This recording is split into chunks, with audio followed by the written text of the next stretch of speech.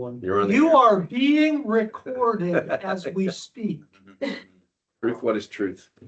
So why is it that the left has such a problem with truth? It's in their way.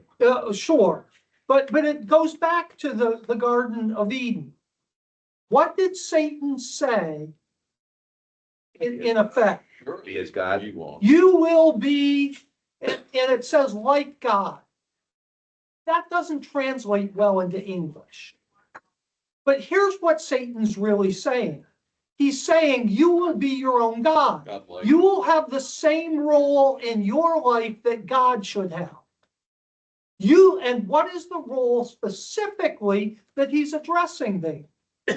You determine right. Right. In other words, let me go a little deeper. What is good, what is evil? What is ultimately God? He is the final authority. Why is it that he can say, eat this fruit, don't eat this fruit? Because he's the creator. Because he is the one in authority because of being creator. He has this right. He is the authority. He is the one who's has the right to say, you will eat this fruit, you won't eat this fruit. He's the one who has a right to say, sex within this relationship is okay. Sex outside of this relationship is not okay. He's the one who has the right to say, you can eat this, you can't eat that. You can commit this act, you can't commit that act. So when it says you will be like God, what it's saying is you will be your own authority. You will be the one who you are under.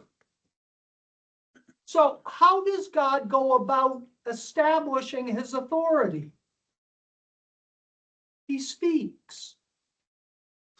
He speaks in Genesis 1, right? How does he convey that there are rules to be lived? He speaks to Moses on the mountain, and they're carved on Stone. tablets of stone. Why tablets of stone? Because you can erase ink. So can I ask you a question, Yeah, Greg? sure. Did people not know it was wrong to do all those things before they were written in stone? What did people have before Conscience they had their Write it on our conscience? hearts, yeah. So written upon your they heart. knew Mhm. consciously, like Cain knew subconsciously that it was wrong that he killed Yes, Abel. yes. That's why he, I guess, he didn't hide from God, but he tried to just get smart with God. No, Yep. God's Thank way. And Adam and Eve, they did. Which societies on earth have forbid murder? All. How about societies that have never had a Bible? Never had a missionary? Don't know who Moses or Jesus? You mean like Still no native murder tribal law. natives? Yep. All of Still them. no murder's wrong. Every single society in human history, even ones who had no contact with biblical truth whatsoever, have always said that murder is wrong. How many societies on earth had regulations regarding proper use of sex? They all. All of them, up until maybe the modern era. Well, in the Arab countries, homosexuality is outlawed. Sure, It's yeah. outlawed, like. They know How about adultery? it's wrong. They know it's wrong. What happens if you're an adulterer in Saudi Arabia? Kill you. Stoned. You better think about your will, because you're gonna be dead. They catch you in adultery, you're dead. I had to look up the verse, Romans 2:15. They show that the work of the law is written on their hearts, their consciousness also bearing witness, and their thoughts either accusing or defending them. So God speaks truth into existence. It's not just that God speaks the truth. That's a misstatement. Because that would say, here is this thing called truth, and here's God, and God speaks this thing outside of himself, And he is under this concept of truth. So when God speaks, he only speaks this thing called truth that has a life of its own outside of God. Does that make sense? So it's not that God speaks the truth, it is what God speaks is the truth or becomes the truth. When God says it, then it's truth. Period. Does that make sense? So following up, and the left is the perfect example of this, of what Satan tempted them with and what the lie that entered the foundation of human character in the fall. You will be your own God. You will be your own authority. These liberals believe when they speak, The authority, that becomes their truth. truth. So when I say something, it's truth. That's why they talk about How they feel. How I feel. that's not That's my truth. My truth is. That's your truth. Does that make sense? Yeah. just distorting it. So what they're doing is they're actually fulfilling Genesis 3.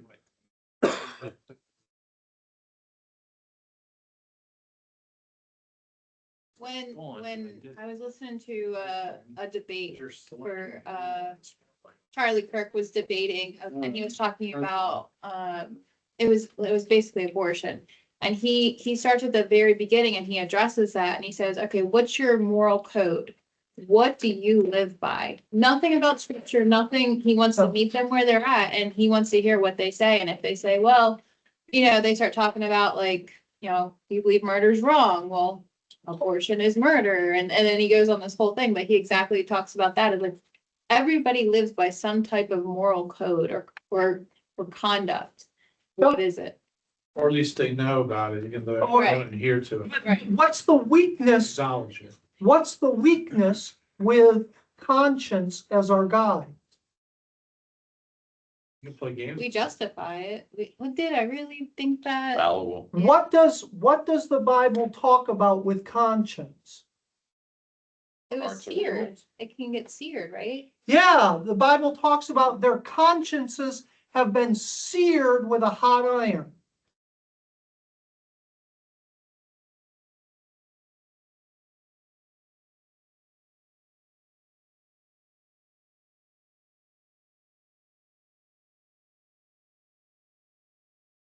First Timothy 4:2. 1 Timothy 4:2. And in 1 Timothy 4, how does 1 Timothy 4 start out? The Spirit clearly says that in later times, some will abandon the faith and follow deceiving spirits and things taught by demons. So he says that there will be this demonic teaching. Well, that goes back to Genesis 3. You will be your own authority. You will be your own God. You will be the one to set the rules. What you speak becomes your truth. And what will that do to them? He says their conscience is seared with a hot iron. Their conscience no longer, what happens? Like right now I have this incision, I don't know, 30 inches, 40 inches, I don't know, whatever it is. 70, 80 stitches in it. Some of them are still there. They're finally starting to dissolve. But what's going to happen eventually on that line across my body? Scar. What happens, and it's already forming, what happens with a scar? Lose the feeling in the It's fake. nerves. You lose the feeling in the nerves because the nerves get killed and the nerves don't regrow. The skin regrows. Well, it's just like callus. Callus. Well, but a callus just covers it over and makes it so you feel less. But these, And if you ever have a burn, the burn is the worst of that. That you can and not feel anything. And he's saying that's what happens to their conscience where they can't feel anything. Does God actually unsear the conscious? Is that like you couldn't reverse that normally, but does he, is that what, because I mean, I'm thinking about circumcision. The heart of stone. Yeah. That's the whole thing. But unless a person turns, but again, once you reach that point, now, again, we're talking theory here, not practice. I can't say your conscience has been seared with a hot iron. You can no longer, but we're talking some of these states when we reach them where there's no coming back from it. We're talking Pharaoh kind of stuff You or see some Esau kind of stuff. you see that in places like today, when you talk to like folks that are like very woke, there's no penetrating. Yeah. It's just deflection, like it Yep. just doesn't pierce. Doesn't talk about that, doesn't it talk about that in Romans 1 too, about like their conscience is seared? Absolutely, absolutely. There's no point of return, it seems like. And is any human being qualified to determine another person or even themselves? No. So when somebody says, oh, I've gone too far, that's not necessarily true. In fact, any person who is talking about it in an honest way undoubtedly hasn't gone too far. So they have the concern.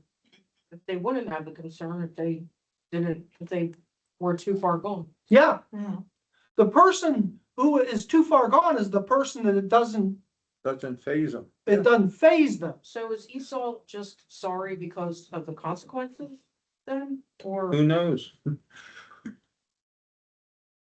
Did you ever hear the story about the woman that was riding on the train, reading her Bible? And this skeptic walked by, 1800s, sneered down at her, goes, is that a Bible? She goes, yes, sir, it is. And he goes, why are you reading the Bible? She said, because it's the word of God. So you believe it? And she goes, yes, sir, I believe it all. He goes, all right, then tell me how a whale swallowed Jonah and how he lived for 3 days inside a whale. She goes, I don't know. But when I get to heaven, I'll ask him. He goes, well, what if he's not in heaven? She said, then you ask him. I love it. Oh, that's funny. that one. Oh, that is Shut me up. funny. I don't know. I don't know just as another aside on that, what is our right to judge? You know, people throw that verse around, judge not that you be not judged. You can't say what I'm doing is wrong because judge not that you be not judged. Judge righteously.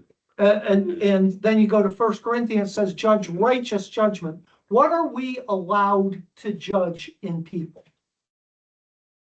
Their acts, right? Their actions.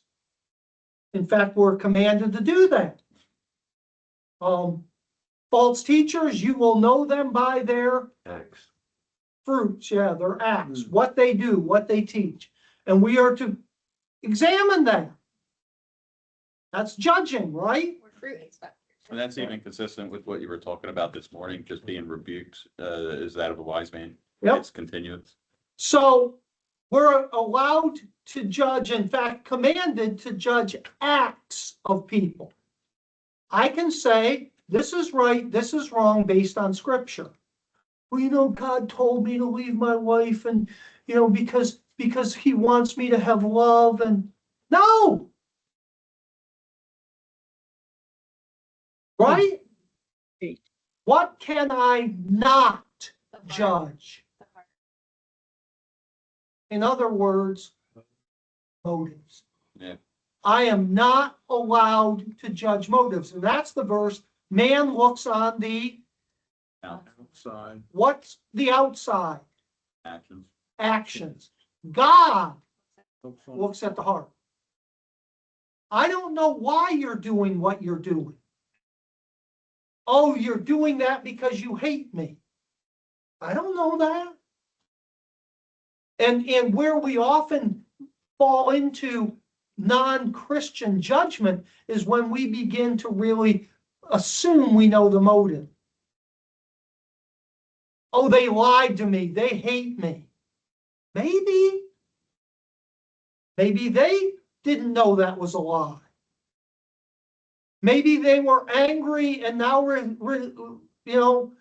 feel bad that they did it, but don't know how to get out of it. Maybe, they were pressured by outside forces. Should they have done it? No, but that's a lot different than they did it because they hate you. There's a big difference between sinning because I want to sin and sinning because I'm weak and give into it, right? And I'm not allowed to judge those things. So I don't know why Esau did it. But however he did it, God said, you've stepped across the line here. And when God says that, I'm going to give God the benefit of the doubt that he had a good reason. Because how many times in the Bible does God do that?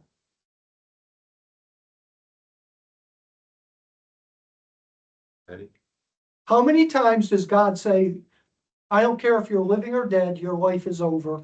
You will be in hell because you're done. You still have years of life left, but you're done. Yeah, Pharaoh. Yeah. Pharaoh. Esau, Bible says he sought repentance with tears, but couldn't find it. So there are cases, and Paul really picks up on that, what, in Romans 9 and 10, where he talks about what? He talks about what? Esau have I Hated. hated. Even in Proverbs, the end of Proverbs, Yeah. Proverbs 1, where he says, they'll come to me and Yep. I'll just laugh at them. Yeah. I'll have them in derision. Psalm 1. No, isn't it the Proverbs? But he that sitteth in the heavens shall laugh, he will see them in derision. It's actually 2. But you know what? Okay. You know what I'm talking about? Where Yep. it says, I have, for wisdom, you have, I've preached in the corridors and you haven't listened. Yep. This time I will just turn. Well, how often does he say that in Jeremiah too? Yeah. But is that the normative setting for God? No, So therefore, when God does that, what are we safe to assume? that he's long suffering. And since he states that he's long suffering, what can we assume? That God had a good reason. And he's chosen not to tell us what that reason is. He doesn't tell us what it was that they stepped too far. Why is he telling us they stepped too far? As a warning. As a warning, don't you step too far. Because if God had specified this is what they did, what would we do with that? Get right Go up to it. that limit. Go right up to the line. When I was a young child, I'm talking 5, 6 years old, we didn't live where some of you have been up in Roseville, where my mom still lives. We lived at a little house on River Road. River Road was this barely paved road. It was a dirt road that they just put asphalt on. So it had you literally couldn't park at the side of the road or cars couldn't get by. Does that make sense? Yes. And the cars, because it was a road that went like this, the kids would race down it to test the cornering of their cars. Because there was one 90-degree curve that was just absolutely, but it had a dirt road that went off. So if you lost control, you could just go out the dirt road and not kill yourself. And it had drops and, It was a challenge. it was not like breakneck. These were littler, but it was just, like this. Breakneck's pretty straight. It's just, yeah. they go by on this narrow road that you had to really get off the road for two cars to pass. 70 miles an hour, 80 miles an hour. Oh, And I'm maybe 6 and my brother's 3. And we're out playing in the yard. And where would we want to be? Right up beside that road to watch the cars go by. Mm. So my dad got one of those football field painters. And he painted a line 3 feet into our yard from the road. All the way from the end of our property where it went into a cattails and nettles place that you wouldn't want to walk, all the way down to the end of his father's property, where it went into a cornfield. And we had a huge yard, toys out back, a swing set, fields to go, creeks to go play in. Where would we stand? Right by the line. With our toes on the line. And we'd look around and see if we could put our toes into the line. Because that's human nature. So if God would have made a really bright line there about this is how far you can go and not one step further, where would everybody be standing? Toes on the line. Toes on the line or further. Safe. So God doesn't give us a bright line. He just says, here's people who stepped across it. Don't be one. Does that make sense? Yes. But again, is that God's default setting? Is God up there looking, who else can step across it? Who else can I hit? If you had a line like that, me as a kid, I would ask my dad, Dad, would it be okay as long as I'm touching the line? I could even be on the other side. Yeah, there you You know what go. I mean? Like, Yeah. that's My toe. the base. Yeah. foot on the other one. Yeah, the other one in the other. Yeah, because that's again, that's in nature. But even the fact that he gives us a line shows that he loves us because he Oh, wants yeah. us to know Yep. this is it. Like, he doesn't want to be like, figure it out yourself. Like, Yep. he actually gives us. Why did your dad put the line there in the first place? To protect you, right? Right, Yep. 'cause he So loves that you. was, but you guys didn't see it that way, right? When you're 6 years old, you can't get hurt. Yeah. You're invincible right up until you're not. Jumping That's off when the you couch jump like off the Superman, roof. absolutely. Yeah. I used to get hurt so much because I just wanted to do everything I wanted to do, and I would come in and have Mhm. broken bones and need stitches and Yep. Band-Aids almost every day. Yeah. And again, it goes back to this thing, you will be your own authority. And why is it that parents have to discipline children? To show them there is authority. Well, and to establish them as the authority. Because without discipline, who will the child accept as the authority? They Themselves. And that all ties back to that whole thing from Genesis 3. You will be your own God. You will determine what's right and what's wrong. And so when the left makes these pronouncements, that's true. And that's why they hate facts and discount facts. They built a building, 80s maybe, the first post-scientific building. It had stairways that went to nowhere, doors that opened into blank walls, stairways that narrowed down till they couldn't, but they looked right from the bottom because, perspective thing. It was just all this stupidity. And they go, see, postmodernism works. We have this building built on postmodernism. And then the wise person asked the real question. And what was the real question? Why not? Was the whole building built on postmodernism, or was the building based on scientific principles and it was only decorated with postmodernism on the inside? Were the walls built on there's no rules, or did the walls follow the rules of there has to be this much concrete and the footers have to go down this far. And you have to be able to support this much weight. You have to calculate the total weight that's going to be there. Oh, so we can decorate our lives with my opinions, but the structure has to be built on facts. And the facts are what God says. Does that all make sense? And so that's why we get all worked up about this thing of, well, this is what I say it is. Doesn't matter what you say it is. But that's the whole essence of that sin.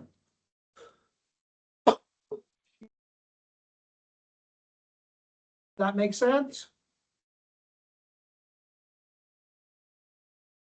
All right, I got a question. Cool. I know it's off topic, but, No, when Jesus would raise people from the dead, like when he raised the 12-year-old girl, like he would say to the people that she was asleep, not dead, but it says that her spirit returned to her body, so she, well, when he says sleep, what is he saying?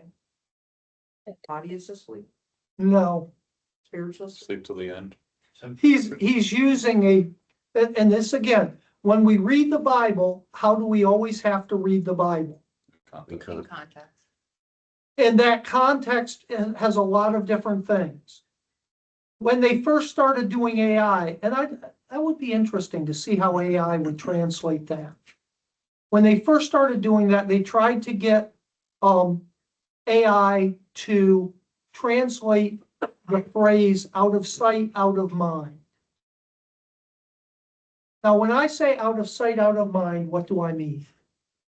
If you're not around it, It exists, but not in your perception because it's not in your proximity. When I'm not seeing something, I don't think about it. Mhm. Right? Right. Oh, I forgot to know, what was I supposed to do today? Well, there's a reason why I asked that, because What was the idiom, the Jewish idiom for death? For death. For death, Sleep. sleep. Yeah. So he is using the word sleep not as natural sleep, but he is using it from the Jewish, he is using their word for death. well, how come it says that they laughed at him when he said that she's just asleep? Well, If they understood that sleep is death. because what he's doing is he's twisting it and he's saying, I can wake her up, and they're going, no, you can't. She's really asleep. Are you so stupid that you think that word sleep just means that she's resting? No, we mean sleep dead.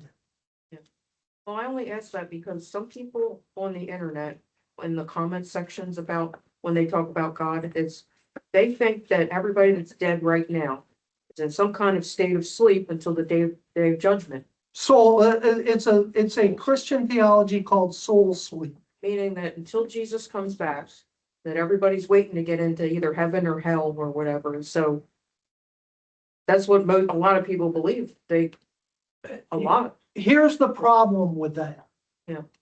And there are several problems. I know there's verses about like when Jesus led captivity captive, and then there's the story about the rich man and Lazarus, but And to be absent from the body is to be present. But let's But nobody look takes at it. real, they let's don't look, take that into consideration though, before they say I know. the, Let's look at actual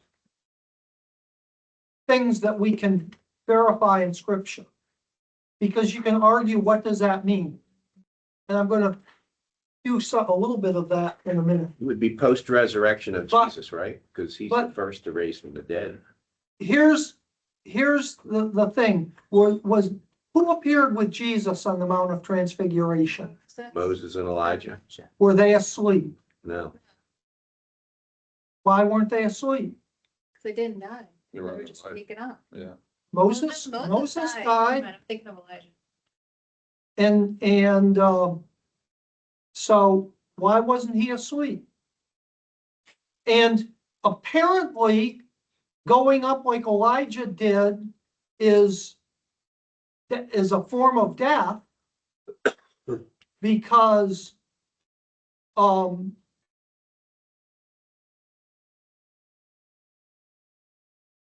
Because what does Elijah's being taken out and Enoch's being taken out is, what are they a prefigure of? Rapture. The rapture. So the people who are raptured never die and stay in their mortal bodies?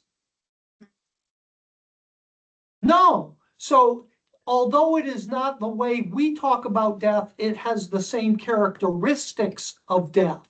We shed this mortal body in doing that. Right? Otherwise, the rapture is really, really weird. Well, yeah, what happens to the body? Because they're missing. So, Oh, no. I would say they have they don't have their like, you don't have your eternal body until, after, when Christ comes again, but I Yeah. do think they have a temporary body. Well, they have whatever they have, and well, it's, technically, the rapture, you're not dying, so you're just being caught up in the air. but I'm saying, yeah, The that ones who it are is, dead. that it is in some way analogous. It is a form of death I in that you are transitioning out of this mortal life into immortality. Because Paul in 1 Corinthians says this mortal But you don't have your glorified body yet. must put on Immortality. immortality. But you're not having your glorified body until Bema Seat of Christ, correct?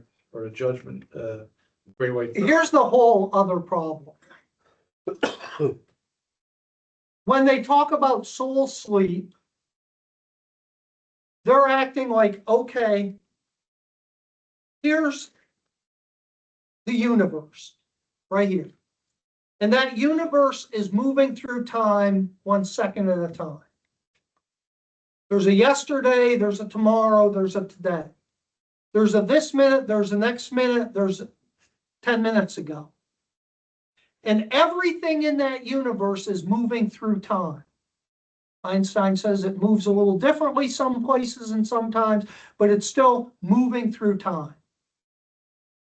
And to be in the universe, you have to be moving through time, correct? Correct. What happens when you die?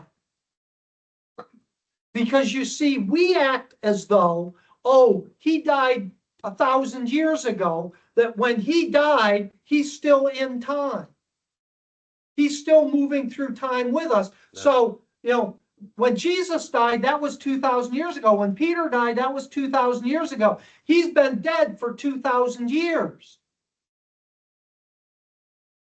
What happens the moment you die? You're out of Time time. doesn't exist. You step out of time. Well, can I ask a question about that? Then why do they measure months, like in heaven with the trees in heaven? Again, why are they doing that? So we can understand it. Because they are accommodating to our language. And they also talk about. Can we understand at all what it is to be outside of time? Can we conceptualize that? How about with the people that were martyred, in the future in Revelation that say, how long, O Lord? Yep. That's all. So they're still understanding of earthly time. Yes, they are absolutely understanding of earthly time. And what does that go back to?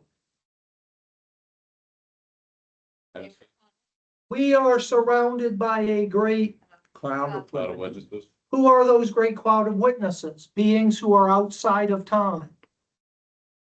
Angels, because the Bible says the angels look into these prophecies and want to understand what it's about and can't, because they can't understand grace because it's never been offered to them. Those who have already died, from Hebrews 11, remember there isn't a hard and fast, oops, new chapter. The They are Bible just flows from one to another. Yeah. So they are looking down, they understand us being in time. But undoubtedly, they don't see us in time as we see it. So a person in eternity doesn't only see me today, they see me just as clearly in 10 years from now. Or 20 years from now. Because they're outside of time. They can look in whenever they want in time. So what if you die in 5 or 10 years? Then do they see you in eternity? Yeah. That would be my guess. Because, but again, we're talking about stuff that can you rationally understand it? No, Limited I know, understanding. it's mind boggling. It's and that is, you can only conceive what you have experienced. You cannot conceive of what ultraviolet looks like. What does ultraviolet look like? Invisible. To us, No, it's not. to us it is. We can't see it, but it exists. We can measure it with instruments. But what does it look like? What does it look like hitting your retina? We don't know. Why?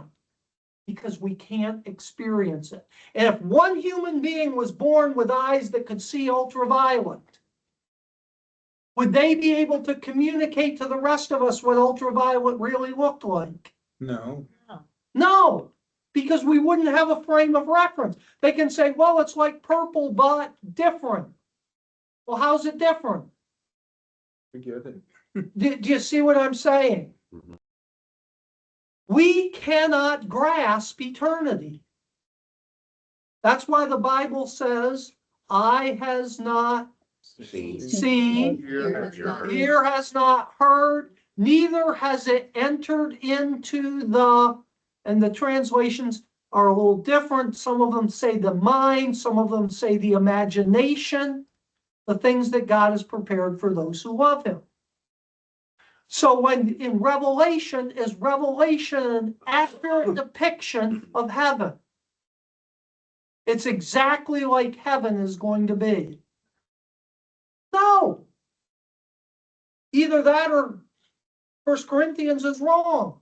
Just so we can understand on our level. It is a Conception. depiction in our language of what heaven is like. And how do we get clues to that? Well, think about the size. How big is the city? It's a cube, right? It's a cube. How big is that cube? Like 1,300 miles. 1,500. roughly 1,500 miles. Now, let's put that in some perspective. That means it stretches from the Jersey Shore to the Mississippi River. It stretches from New York to the tip of Florida.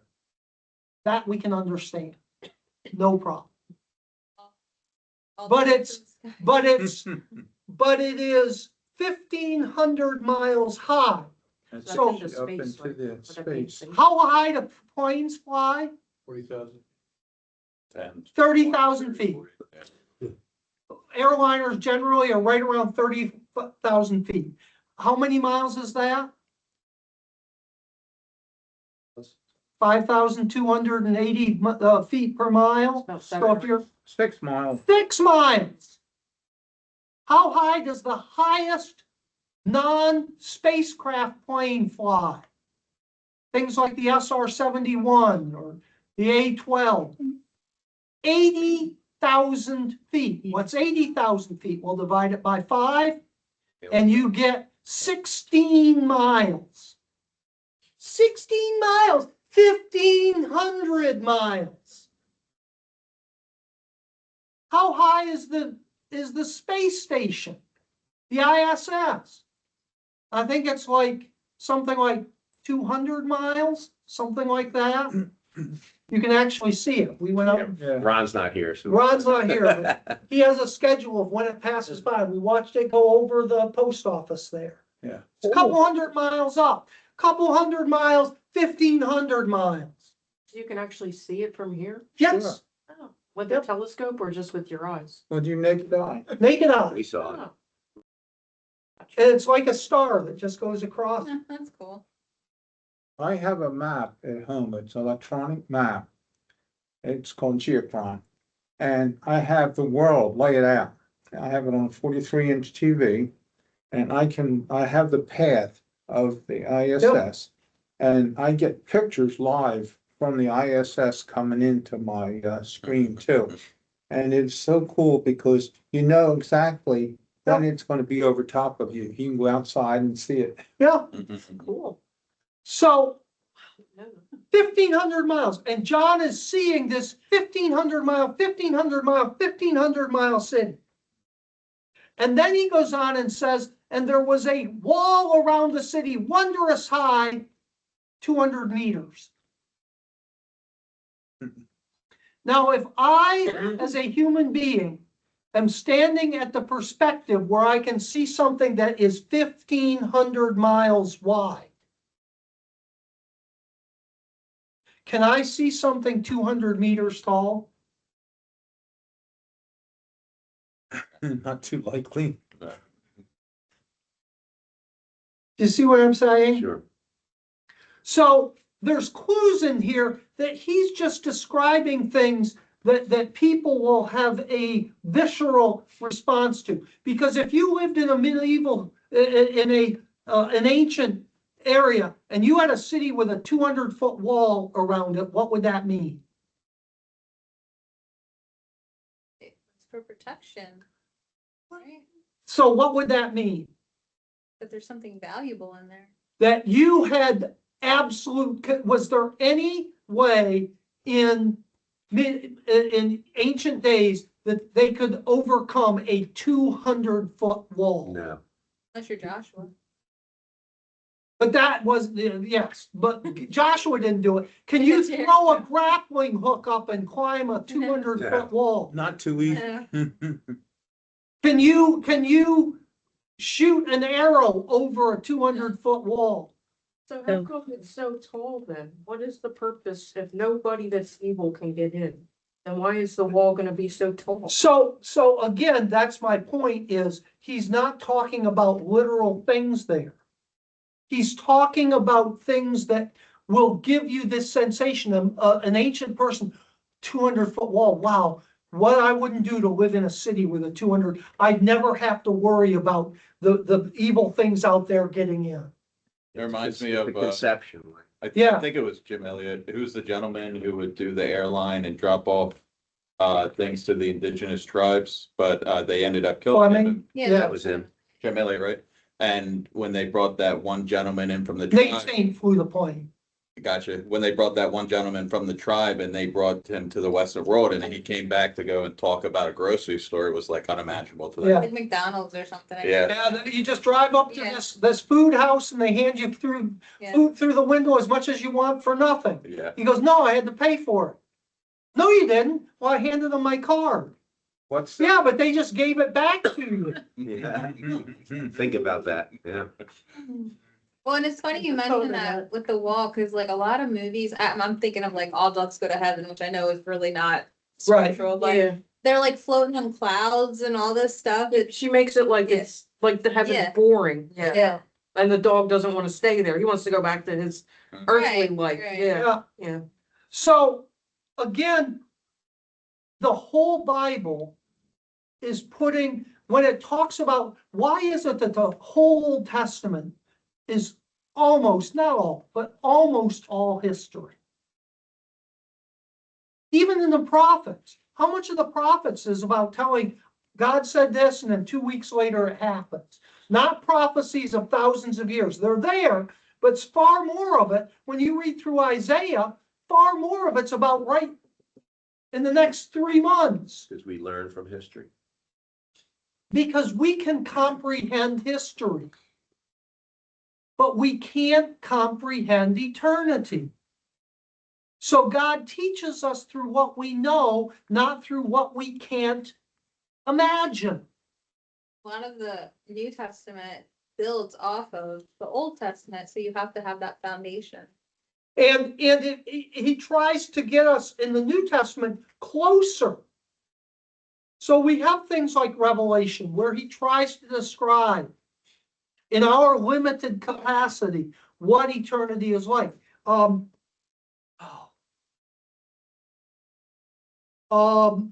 Corinthians. There's a whole bunch of books that have been written about, I died and I was in heaven for 23 hours or 23 minutes or 15 days or whoever what. You understand what I'm saying? Right. And there's all these, and they describe this and that, and the one person that we know in some kind of returning to earthly body, whether he was in it or not, while he was there, was actually in heaven. John. Paul, Chapter 12. chapter 12. This is kind of confusing. I know we've talked about it before. If I must go on boasting, although there is nothing to be attained, I will go on about visions and revelations from the Lord.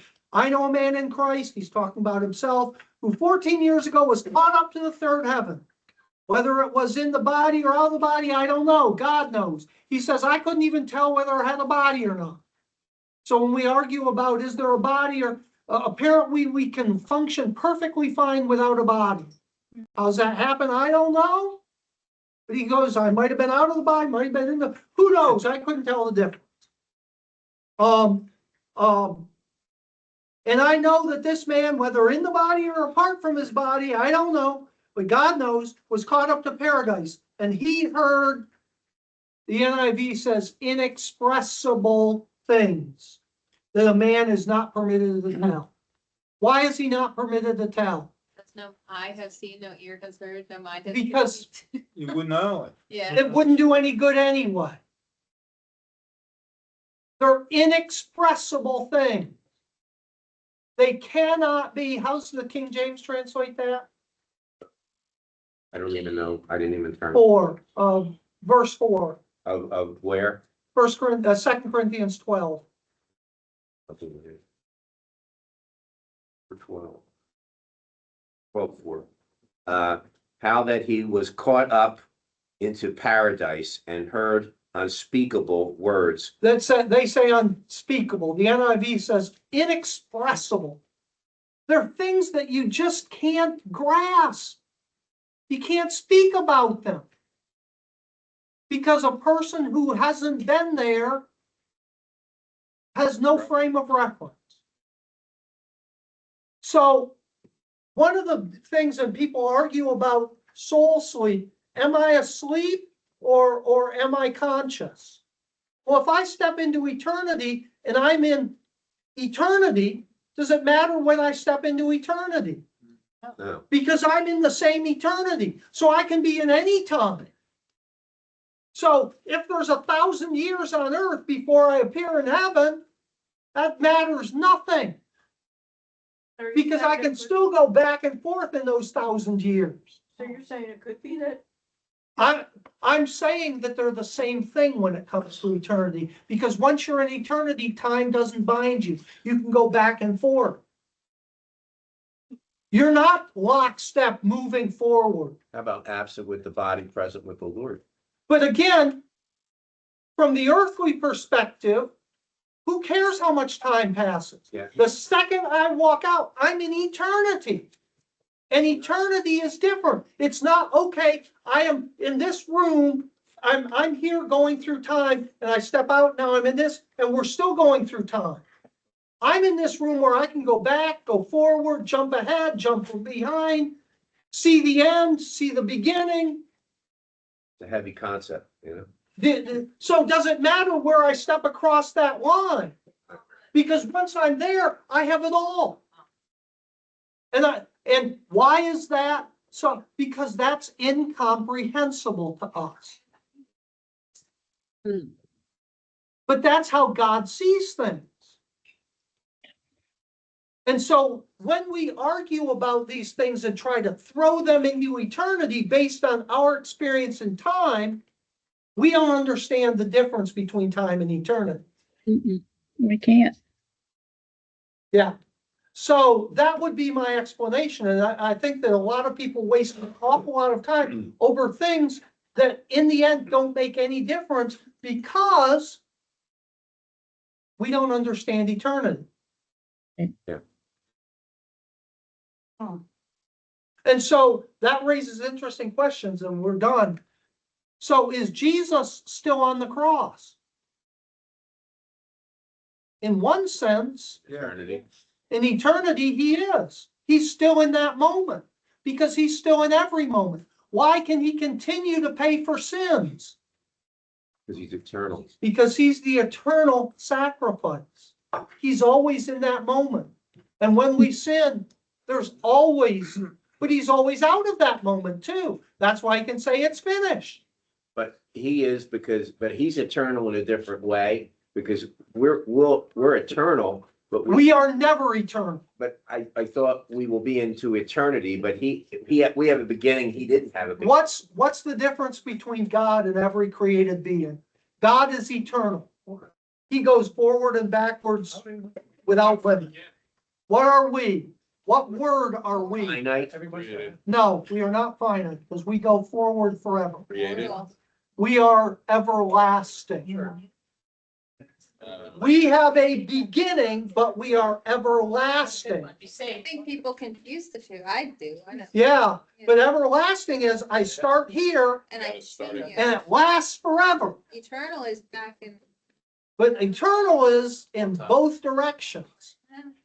Eternal is both directions, okay. Does that make Yeah, sense? I understood it, I just couldn't say it Yeah. that way, yeah. Yeah. But again, that's where you have to take your terms and become very specific, because generally, do we use those two terms interchangeably? Yes. Yes. And in most settings, when we're talking about, oh, I'm gonna live forever, I'm eternal. Well, yes, in that sense, yes. But if you want to get technically and parse them out, But it's not true. there's a difference between them. Makes sense. That's my new thing today. Learn Oh, something boy. every day. That's my new, Yeah. yeah, wrinkle in the brain. Wrinkle in time? Didn't, Wrinkle in the brain. Oh, It's saying anytime you learn something. my brain hurts right now. oh. The fella that led me to Christ, and it wasn't original with him, but I don't know who originally said it, but he quoted it all the time. He said, if you